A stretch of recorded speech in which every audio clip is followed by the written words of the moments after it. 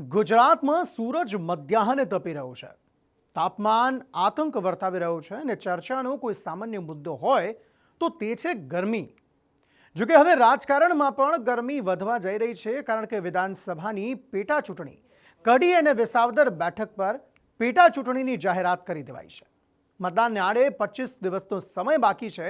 એવામાં ચૂંટણીની જાહેરાત સાથે જ રાજકારણ ગરમાઈ ગયું છે. જીતના દાવા હોય કે વાર પલટવાર, તમામ મોરચે રાજકીય પક્ષો સક્રિય થઈ ગયા છે. એવામાં શું છે આ બંને બેઠકોના સમીકરણ? કોણ કેટલા પાણીમાં છે? કોને જૂથવાદ નડે તેમ છે અને કોણ હોઈ શકે છે મુરતિયા? તમામ બાબતોનું વિશ્લેષણ જોઈએ આ રિપોર્ટમાં. દેશમાં ચોમાસાનો પ્રવેશ થઈ ચૂક્યો છે. ગુજરાતમાં ચોમાસાની રાહ જોવાઈ રહી છે. ચોમાસું વહેલું આવવાની પ્રબળ શક્યતા છે. જો કે ચોમાસા પહેલા ચૂંટણીની સિઝન આવી ગઈ છે. છેલ્લા ઘણા સમયથી જેની રાહ જોવાઈ રહી હતી તે વિસાવદર અને કડી વિધાનસભાની પેટા ચૂંટણીનું એલાન આખરે થઈ ગયું. ચૂંટણીના કાર્યક્રમ પર નજર કરીએ તો 19 જૂને મતદાન યોજાશે, જ્યારે 23મી જૂને મતગણતરી થશે. આ માટે 28 મે થી 2 જૂન સુધી ઉમેદવારી ફોર્મ ભરી શકાશે, જ્યારે 3 જૂને ફોર્મ ચકાસણી થશે.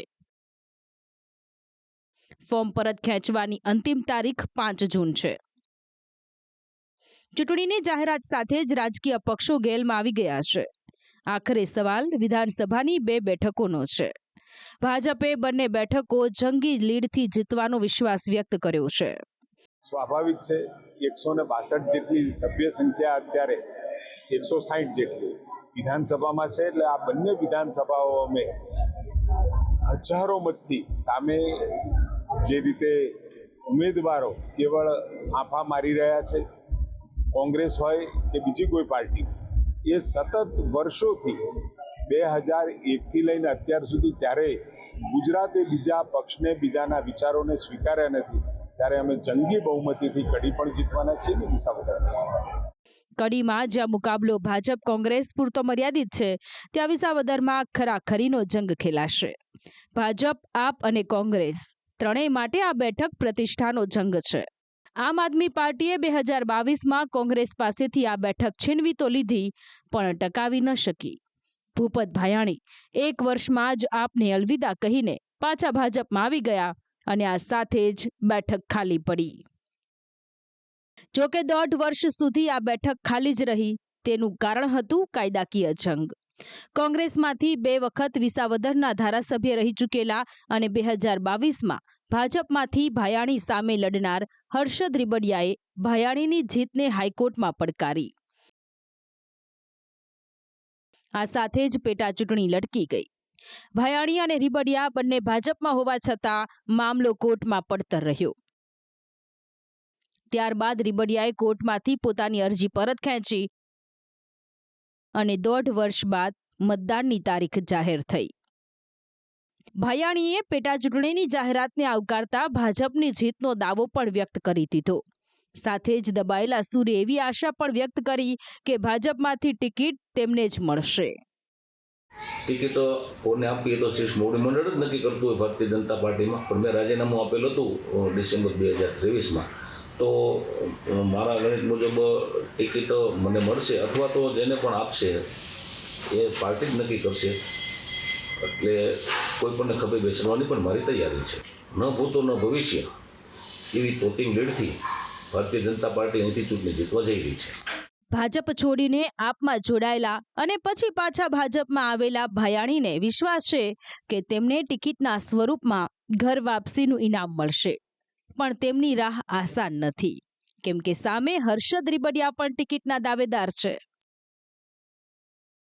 જો 2 વખત કોંગ્રેસમાંથી ધારાસભ્ય રહી ચૂક્યા છે.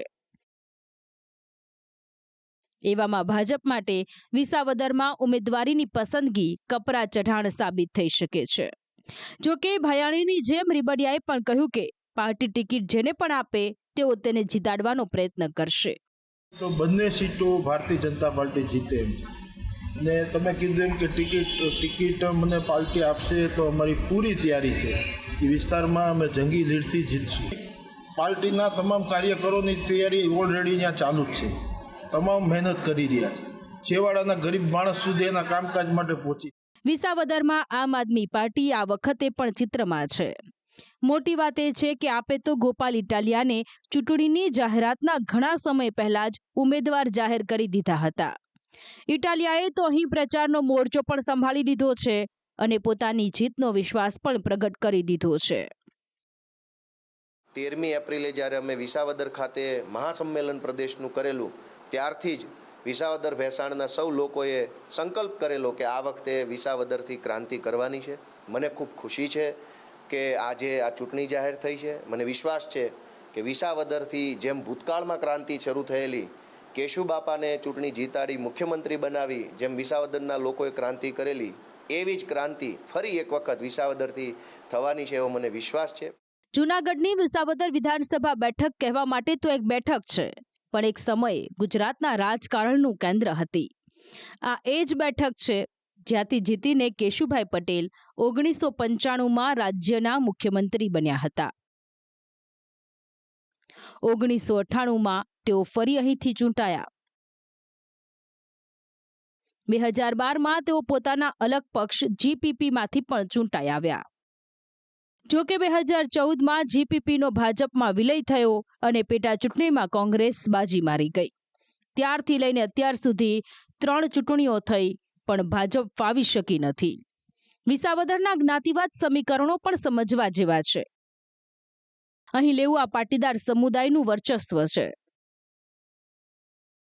2.60 લાખ મતદારોમાંથી 50% જેટલા મતદારો લેઉવા પાટીદાર છે. જૂનાગઢ, ભેંસાણ અને વિસાવદર તાલુકાને સમાવતી વિસાવદર બેઠક પર ખેડૂતો નિર્ણાયક છે. આ જ કારણ છે કે આપ અને ભાજપ બંને પાસે પોતાની જીતના કારણ અને પરિણામ બંને છે. જો ભાજપ વિસાવદર હારશે એટલે ભાજપે ખેડૂતોનું દેવું માફ કરવું પડશે. ભાજપ હારશે એટલે ભાજપે ખેડૂતોને ભાવ આપવા પડશે.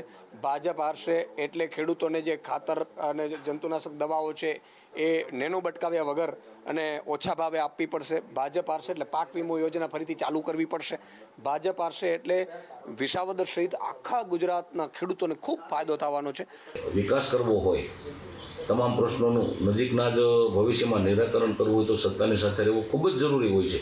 અને ખાસ કરીને આપણા વિસ્તારમાં સિંચાઈના જે પ્રશ્નો છે ખેડૂતોના, પેશાની ઉબેન નદીમાં સૌની યોજના લિંક 4નું જોડાણ આપવાનું છે, ઝાંઝરસી ડેમમાં જોડાણ આપવાનું છે, સોનાવણી ડેમમાં જોડાણ આપવાનું છે, વેછાવડ હોય, મોરવાડા હોય, એવા નાના નાના ગામોમાં પણ નદીઓમાં સૌની યોજનાનું પાણી આપણે પાઇપલાઇન દ્વારા નાખવાનું છે. આ અમારી પ્રાથમિકતા છે. ભારતીય જનતા પાર્ટીની અગ્રતા છે. આ પેટા ચૂંટણીમાં ઉડીને આંખે વળગી તેવી વાત આપ અને કોંગ્રેસના ગઠબંધનમાં તિરાડ પણ છે. આપે ઇટાલિયાને ઉમેદવાર જાહેર કર્યા ત્યારે જ ગઠબંધન ગાયબ થઈ ગયું હતું. હવે ભૂતકાળના બંને સાથી પક્ષો એકબીજાના વિરોધીઓ છે.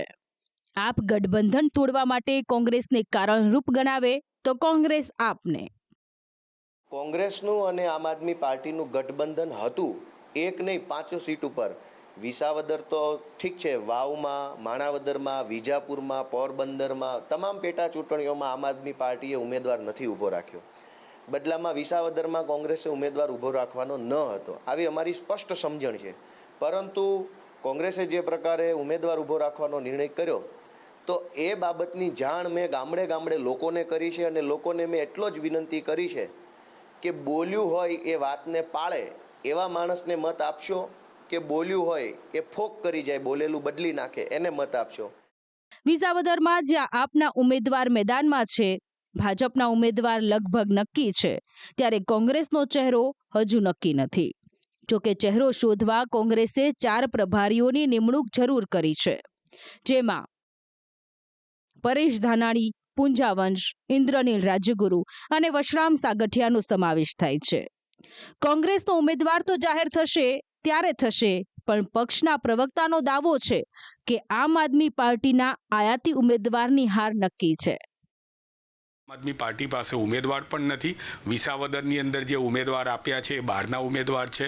એ ઉમેદવારને કોઈએ ગંભીરતાથી લેતું નથી. વિસાવદરની જનતા અને ગુજરાતની જનતાએ જે પ્રમાણે છેલ્લે સ્થાનિક સ્વરાજની ચૂંટણીની અંદર નોટા કરતાં પણ ઓછા વોટ, એટલે કે આમ આદમી પાર્ટીને એકદમ 2% ઓછા વોટ મળ્યા હતા. એટલે આમ આદમી પાર્ટી જે છે એને અત્યારે ગુજરાતની જનતા હોય કે વિસાવદરની જનતા હોય ગંભીરતાથી લેતું નથી. આ તો વાત થઈ વિસાવદરની. હવે ઉત્તર ગુજરાતની કડી બેઠકની વાત કરીએ તો મુકાબલો એક રીતે ભાજપ અને કોંગ્રેસ વચ્ચે સમેટાયેલો છે. ભાજપમાંથી ચૂંટાયેલા કરસન સોલંકીનું અવસાન થતાં બેઠક ખાલી પડી અને હવે અહીં પેટા ચૂંટણી યોજાઈ રહી છે. આ બેઠક પર એક રીતે ભાજપનું પ્રભુત્વ રહ્યું છે. 1990માં બેઠક અસ્તિત્વમાં આવી ત્યારથી લઈને અત્યાર સુધી 8માંથી 6 ચૂંટણી ભાજપ જીત્યું છે. પૂર્વ નાયબ મુખ્યમંત્રી નીતિન પટેલ કડીથી 4 વખત જીત્યા છે. 2009માં કડી બેઠકને અનુસૂચિત જાતિ માટે અનામત કરાતા 2012માં કોંગ્રેસના રમેશ ચાવડા જીત્યા. ત્યારબાદ 2017 અને 2022માં ભાજપના કરસન સોલંકી જીત્યા હતા. આ આંકડા પોતાનામાં સ્થિતિ સ્પષ્ટ કરી દે છે. જો કે કડી ભાજપમાં જૂથવાદની ચર્ચા છેલ્લા ઘણા સમયથી જોરમાં રહી છે.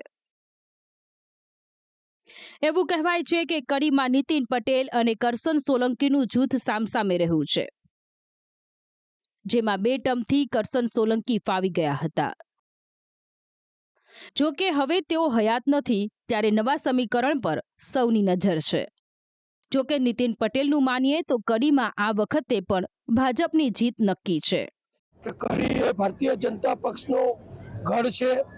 દાયકાઓથી કડી વિધાનસભા સીટ એ ભારતીય જનતા પક્ષ જીતતો આવ્યો છે અને આ વખતે પણ કડીની વિકાસ યાત્રાને વધુ આગળ વધારવા માટે આમ આદમી પાર્ટી અને કોંગ્રેસ પણ કડીમાં ઉમેદવાર ઉતારવાના છે. ત્યારે અહીં પણ મુકાબલો ત્રિપાંખીયો બની રહેશે.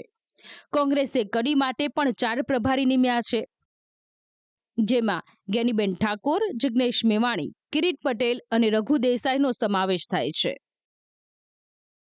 જેઓ મુરતિયાની પસંદગી કરશે. આ બેઠક ભલે એસસી માટે અનામત છે, પણ અહીં એસસી સમુદાયની 12.5% જ વસ્તી છે. તેની સામે પાટીદારો 31%, ઠાકોર 30% અને મુસ્લિમ મતદારો 9% છે. એટલે કે પાટીદાર અને ઠાકોર મતદારો નિર્ણાયક છે. એવામાં હવે સૌની નજર ત્રણેય પાર્ટીના ઉમેદવારો પર છે. વિધાનસભાની આ પેટા ચૂંટણી આગામી સમયમાં યોજાનારી સ્થાનિક સ્વરાજની ચૂંટણીના પરિણામોની દિશા પણ નક્કી કરશે. ત્યારે કોના દાવમાં કેટલો દમ છે તેનો ફેંસલો 23મી જૂને થઈ જશે. બ્યુરો રિપોર્ટ, સંદેશ ન્યૂઝ.